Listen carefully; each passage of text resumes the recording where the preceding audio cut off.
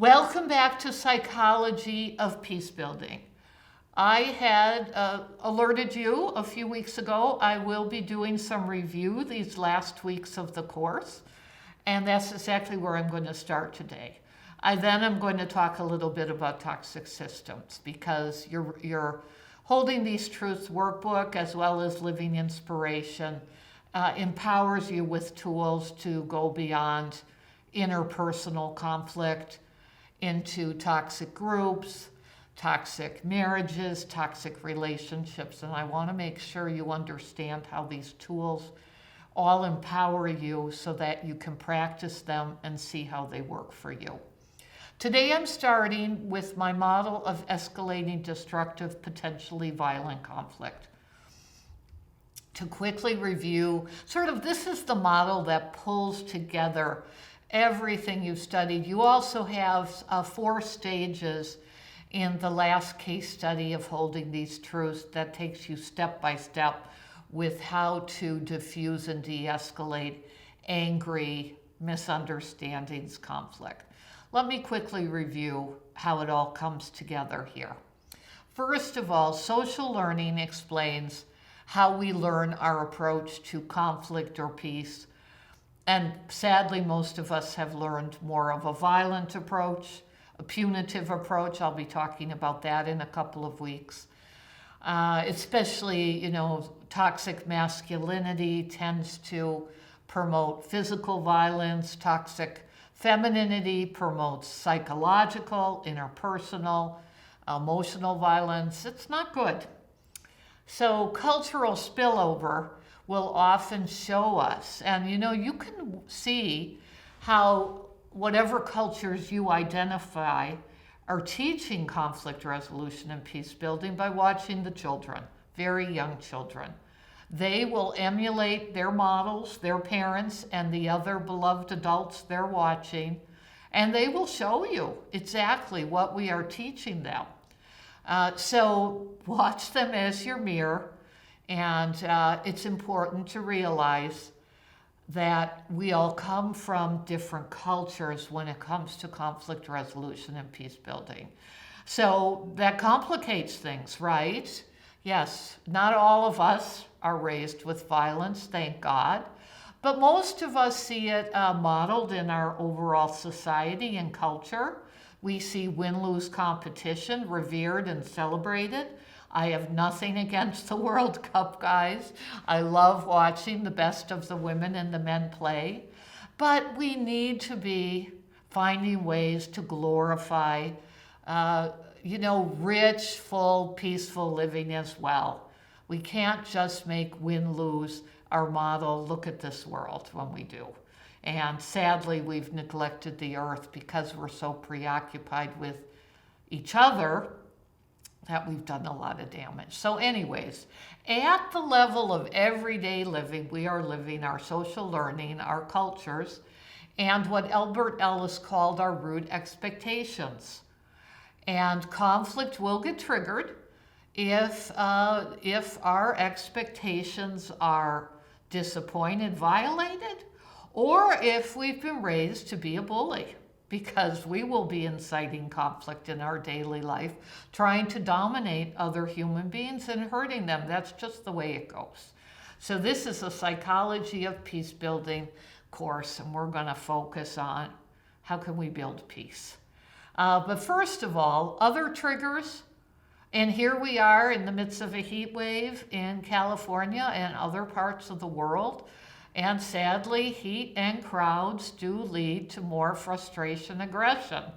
People just losing it, getting irritated. Now we're feeling stressed by climate change, by, economic challenges. Being an undergraduate, wow. Thank God most of you are relatively young because you need that physical health. And you need mental health, you need emotional health to be absorbing and handling the stresses of being a student, a parent, a full-time worker, all of it. And so stress is very much a description. And then sadly, we're just in with the pandemic and the coronavirus we're all in some cycle of grieving, which I explained is also linked to conflict. And because we grow up in a society, and I'll be talking about our punitive society, our retributive, and I don't even like calling it justice because I don't see the legal system as just in this country. But because we grow up in this society promoting that you have to compete and win and, disrespect other people, we have a lot of aggression that gets triggered. So these are the triggers of conflict to be aware of. And if you're intent on building peace, here are some of the recommendations.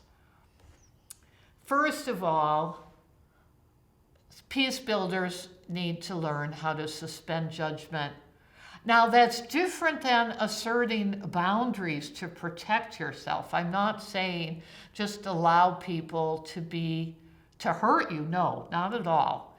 But you need to suspend judgment once you've found a way to keep yourself safe and protected, right? About people, especially who are different than you.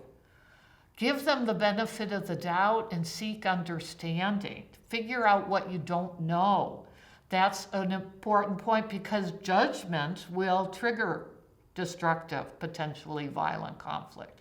So in a way, I'm talking to you about a complete transformation of the world cultures right now. Cultural researcher Gert Hofstede from the Netherlands, he studied IBM employees from many different cultures, and he labeled what I'm teaching you as psychology of peace building as feminine culture. Oh, I'm okay with that. We've had too much of toxic masculinity and toxic femininity. If feminine culture represents the best of democracy building, multicultural interfaith democracy building, then let's devote ourselves to it wholeheartedly. I encourage you to separate people from problems. So if there's a problem behavior, any of you who are parents are going to know how you do this. You love your child unconditionally, but you set boundaries. You teach them healthy, respectful behavior.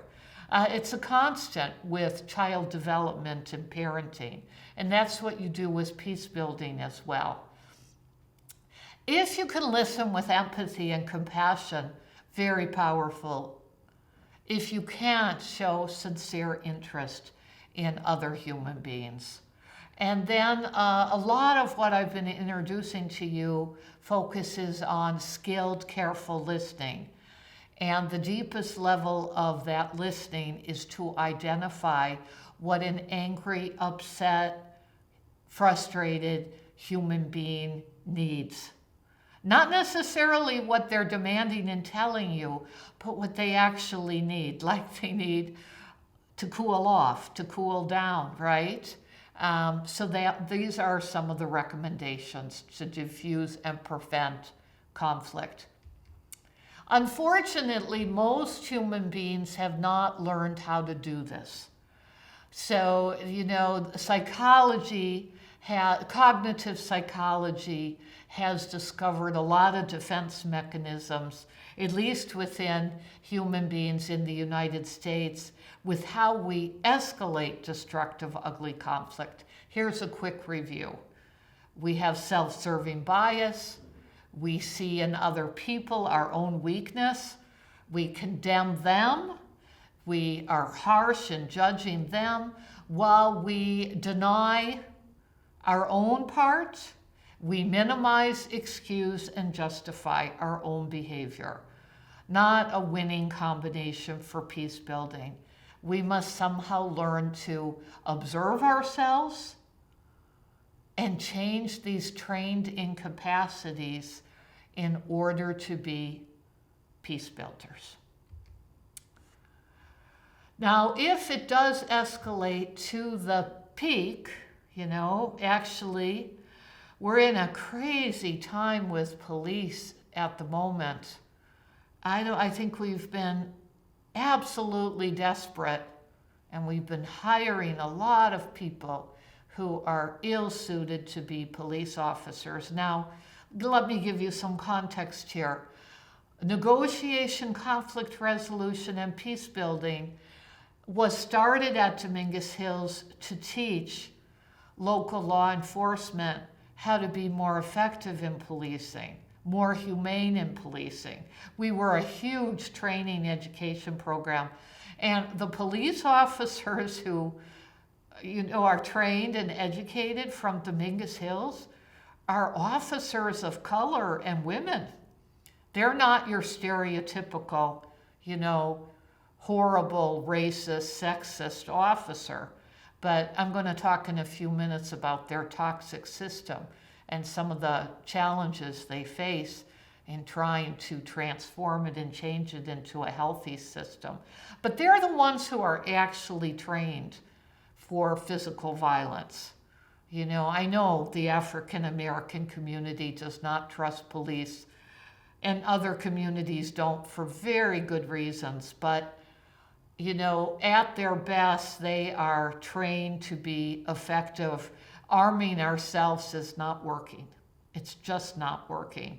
We're destroying each other in this country right now because we're ill-suited, ill-prepared. I don't care how much target practice you have, you need actual practice in the heat and fire of conflict, and we don't get that, most of us. Okay, here's the different stages.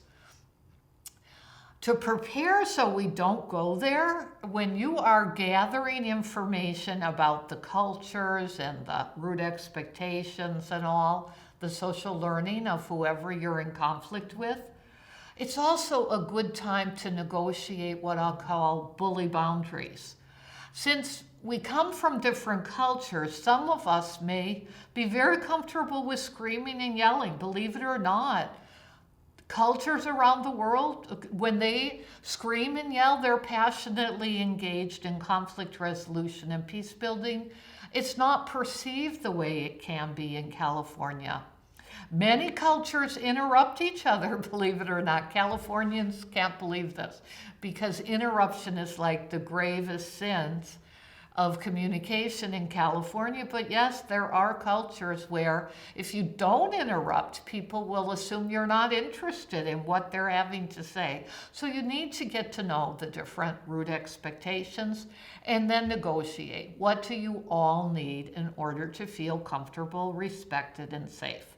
That's what bully boundaries are, and I'll explain more in a minute. Stage 2 is where you do your careful listening. You suspend judgment. You're not judging, because, the truth is, as I've shared with you, our judgments are normally ethnocentric. They're self-centered. They're misjudging of other people, right? Because who are we to judge other people, right? So we're opening our minds, we're carefully listening, we're showing empathy. And then if trained incapacity happens and the conflict escalates, we use I statements to quickly assert our bully boundaries. That's what everybody has agreed to. We do it in a respectful way. And if the people you're in conflict with can't respect what they agreed to respect, like no interruption, no personal attack, then you diplomatically and respectfully disengage and walk away.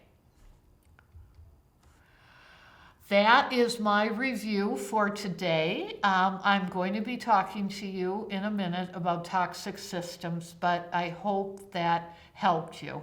What I'm going to say is that for the last few weeks of the semester, after you watch your assigned documentary movie, which is next week, you are welcome if you want me to tape any additional review video lectures or arrange a Zoom time. Look at your syllabus to see how you can do that. Or, of course, to raise your questions, your interests on Canvas so we can review together there.